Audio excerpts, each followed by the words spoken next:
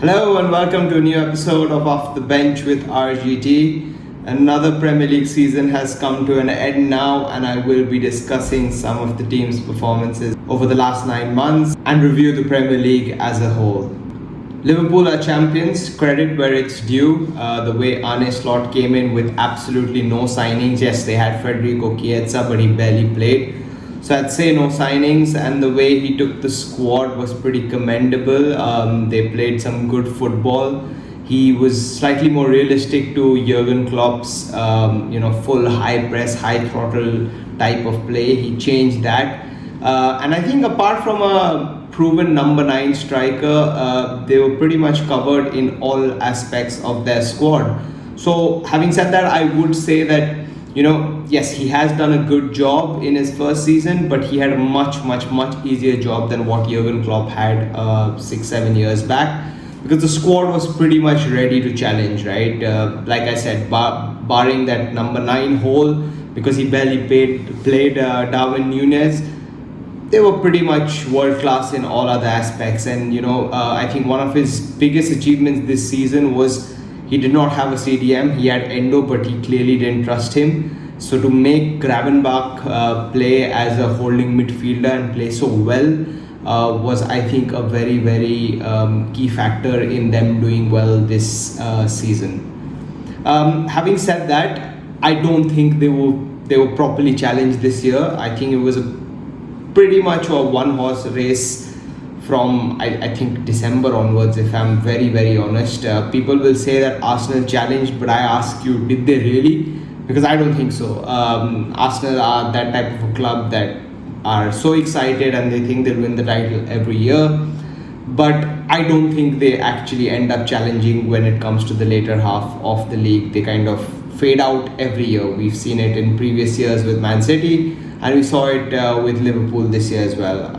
I genuinely believe that Liverpool would be thoroughly and properly challenged by Man City. But I mean, that's another topic. Their fall this year was, no one anticipated it, right? It was a very stark performance by them throughout the season. So let's move on and let's talk about Man City's downfall. Okay, so Manchester City's decline. I don't think anyone in the footballing world actually anticipated this fall that City would have. I know they finished in the top 4 again, but I'm just talking about the entire season, right? They weren't great. We all know that. Yes, they got results because of the quality in their squad towards the latter half of the season, but honestly, I think that was a big fall, and we can see that, right? The points difference between Liverpool and City was massive, and I don't think anyone, forget City fans, I don't think any footballing fan around the world kind of anticipated this sort of a fall from them. But this kind of proves what a system-dependent team they are, and they kind of struggle when one or two players who are very key to that system are, out injured or not having a good season. So Kevin De Bruyne was on the decline this year. Legend, absolute great of the game. Like, his passing was second to none, I feel. But he was on the decline, right? He was injured last few years and he just didn't get going. Phil Foden, I think I read recently that there's been an ankle problem troubling him throughout the season, which is why he was not playing so well. And I think the biggest thing as to why City really failed this year was Rodri's ACL injury. But that proves they are so heavy on their system and so dependent on their system, and critical players in the system, if they are injured, they're going to have a bad season. So Rodri being out really was, a slap on the face for them, because they couldn't play with them.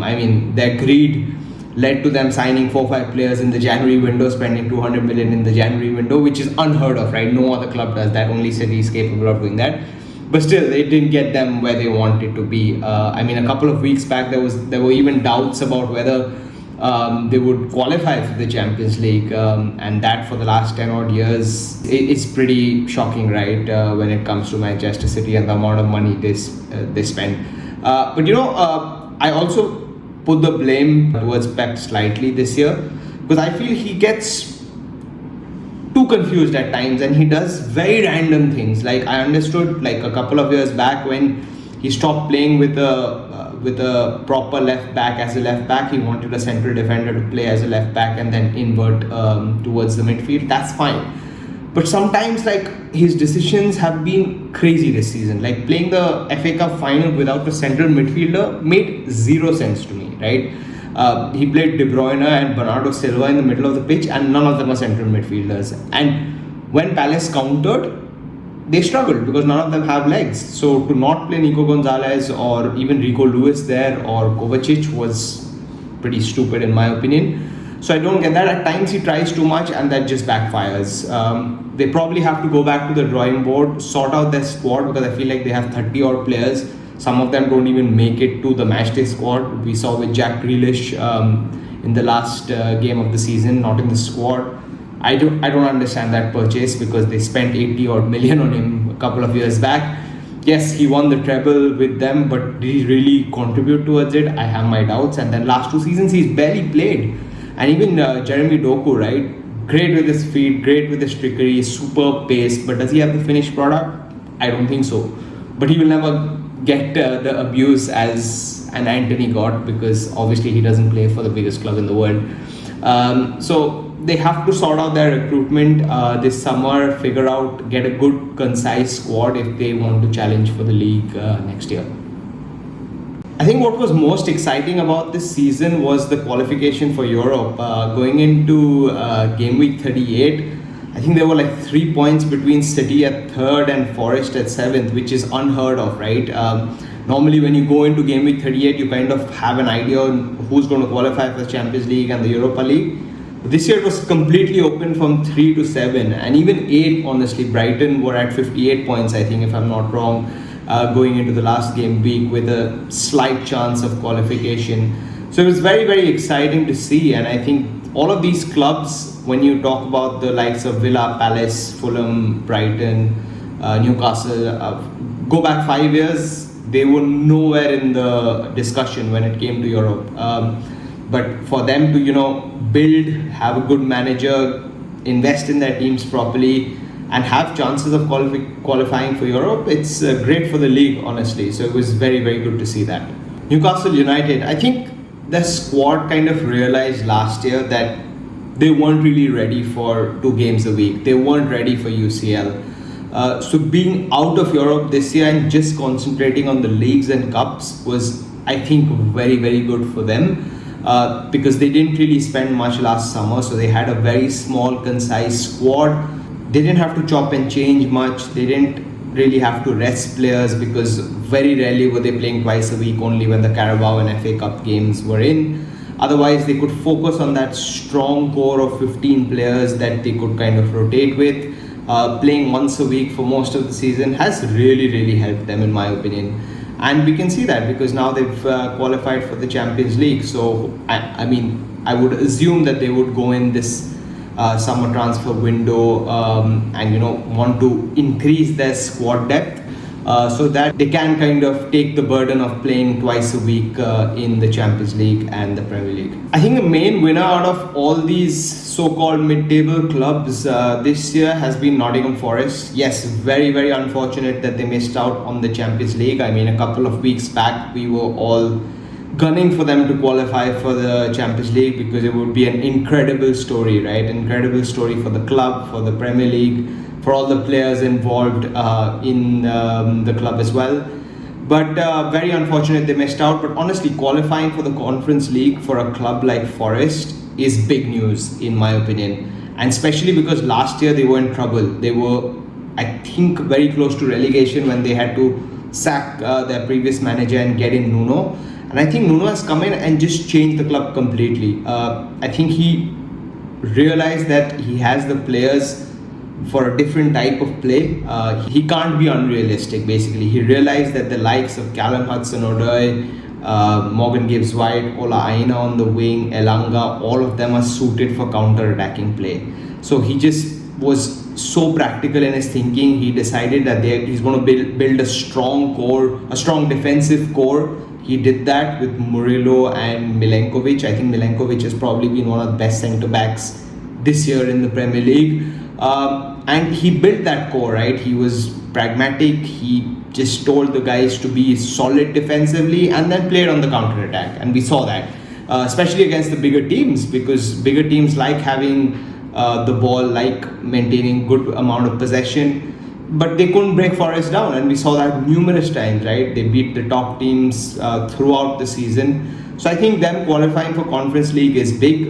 Very unfortunate again that they did not get the Champions League spot. But honestly, what a year for them that they've qualified from Europe, especially because they were in the pits last year. Okay, let's talk about Aston Villa. I mean, honestly, what a team, what a club. Very unfortunate again that they missed out on Champions League, but I think they are in the Europa League for next year, and my gut tells me that they will go for it. They will go for that trophy all out. They will treat it like their number one priority, in my opinion. And honestly, they have the squad for it. They've had a good run of consistency with Unai Emery and Monchi over the last few years. The two of them, the sporting director and the manager, understand each other very well, work very well together, and what a squad they've assembled, man. I mean, the forwards they have: Watkins, Rogers, Ramsey, Rashford, Daniel Malan. I can go on. Asensio, who's come in January and just taken the league by surprise. Like, he's absolutely smashed it for them. So the squad they have assembled is superb. I think their biggest priority this summer will be keeping Asensio. I don't know if Rashford is that much of a priority for them, but definitely Asensio is. But honestly, will be great to see them do well. Good club, good squad, good manager, and I fully kind of back them to do even better next year. They'll probably strengthen further in the summer, and my gut tells me that they're going to go for that Europa League title. Okay, let's talk about Chelsea. They've had a good season. I think they've been out of the Champions League for the last 3 or 4 years, if I'm not wrong. But they made the tough decision of sacking Pochettino last summer and getting in Enzo Maresca. He did very well with Leicester last year. He came in, changed the way they play, and I think he's a good manager. Honestly, I think he's had his difficulties in terms of cutting down the squad size this year. We saw last summer there were a lot of players that he didn't really train with. He had to kind of banish to the under 21s, etc. Had to sell a lot of their players, but I don't think that's on him. That's on the club, because Chelsea Football Club signs players for the sake of it, in my opinion. I think last year they had the most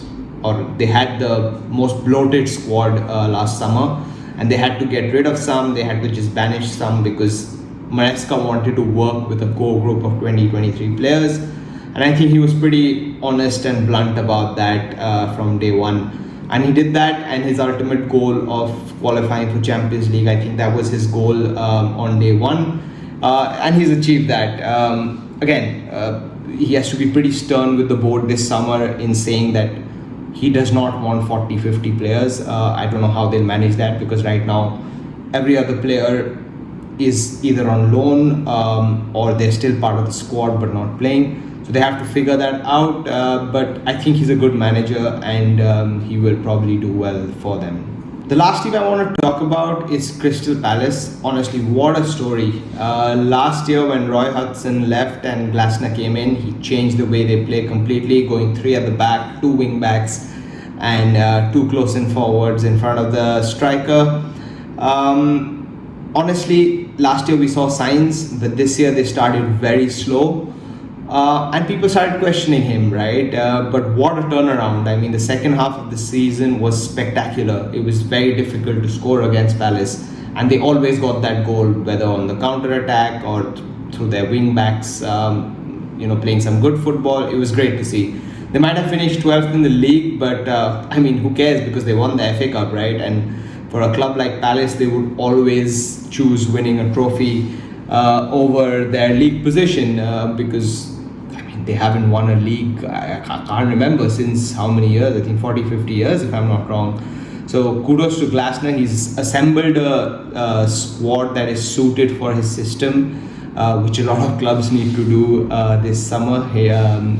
And with the likes of Munoz, Michel down the wings, with Eze, Ismail Sarr, what a season he's had. Who would have known, coming from Watford in the Championship and playing so well for Palace. And Mateta, honestly, he's so underrated in my opinion. His hold-up play is superb. I think he's one of the best. I would rate it as the top 5, one of the top 5 strikers in the league, especially with his hold-up play. You cannot bully him. He will bully you left, right, centre, keep the ball, and then play it out wide to Eze or Sarr or Munoz, who I think has been the best right back in the season this year. So honestly, congratulations to them playing in the Europa League next year. The fans will be excited, but I think they've got the right manager and he's probably the right man to take them forward. Okay, so that was that. Hope you enjoyed the episode. Don't forget to comment with what you thought of the 24-25 Premier League season. A lot of highs, a lot of lows for a lot of clubs, but that's how it is. It's the brilliant game of football. It's an emotion. Everyone loved it. And now the Premier League will stop for 3 months and be back in August. Let's see what the summer transfer window has in store. But most importantly, don't forget to like, share, subscribe, and spread the love.